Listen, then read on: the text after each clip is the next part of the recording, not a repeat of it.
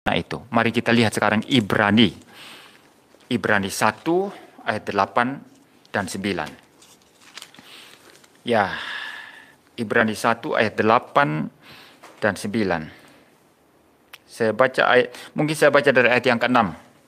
Dan ketika ia membawa pula anaknya yang sulung ke dunia, ia berkata, ya ketika ia ini maksudnya Allah ya, Allah Bapa, membawa pula anaknya, yaitu Logos Tuhan Yesus ya, yang sulung ke dalam dunia, ia berkata, semua malaikat Allah harus menyembah dia. Jadi Yesus harus disembah oleh malaikat. Karena Yesus adalah Allah. Kalau Yesus hanya manusia saja, bukan Allah sekaligus. Ya, artinya dia hanya manusia saja sebagaimana diakui orang Islam, teologi liberal ya, dan agama-agama lain, maka dia tidak boleh disembah. Tapi mengapa dia harus disembah? Diperintahkan di sini, semua malaikat Allah harus menyembah dia. Karena Yesus adalah Allah, Sang Logos, firman Allah yang kekal, yang sehakikat dengan Bapa. Ayat yang ke-7. Dan tentang malaikat-malaikat ia berkata, yang membuat malaikat-malaikatnya menjadi badai dan pelayan-pelayannya menjadi nyala api. Tetapi tentang anak, yaitu Yesus, yaitu Logos, tahtamu, ya Allah, tetap untuk seterusnya dan selamanya, dan tongkat kerajaanmu adalah tongkat kebenaran. Ya, dan seterusnya ya. Nah, kitab Ibrani ini tadi secara persis mengutip Mazmur yang saya baca tadi. Jadi Mazmur tadi itu merujuk kepada siapa di situ? Tuhan Yesus. Tahtamu kepunyaan Allah tetap untuk seterusnya dan selamanya. Ini logis. Tahtamu kepunyaan Allah. Loh, yang duduk di tahta kepunyaan Allah, manusia atau Allah?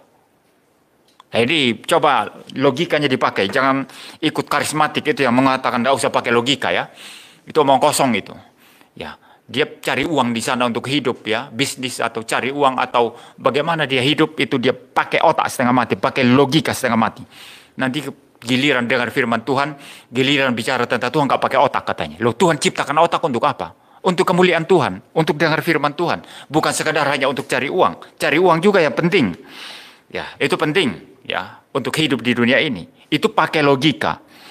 Lah nanti giliran beribadah, tidak usah pakai logika, ini kacau, ini ajaran setan. Itu ajaran setan, banyak orang Kristen sudah ditipu oleh setan. Nah, saya kembali ya. Yang punya tahta Allah itu siapa? Hanya Allah. Boleh tidak manusia duduk di tahta Allah? Tidak boleh ya. Maka Ibrani tadi merujuk ayat ini ya dalam kitab Mazmur 45 ayat 7 dan 8 tadi. Merujuk itu kepada Yesus. Itu sudah benar. Saya baca ulang ya. Mazmur ini tadi. Tahtamu kepunyaan Allah, tetap untuk seterusnya dan selamanya. Tahtamu kepunyaan Allah, tetap untuk seterusnya dan selamanya. Kalau ini merujuk pada Daud, tahta Daud tetap apa enggak? Daud sudah mati dimakan cacing. Ya, saya bukan menghina ya, bukan menghina seperti Herodes ditampar malaikat Tuhan lalu mati dimakan cacing, bukan. Tapi memang semua manusia akan mati. Tidak peduli dia presiden, tukang becak, orang mulia atau orang biasa, rakyat biasa, semua mati dimakan cacing. Saya pun nanti mati dimakan cacing ya. Dari debu menjadi debu ya.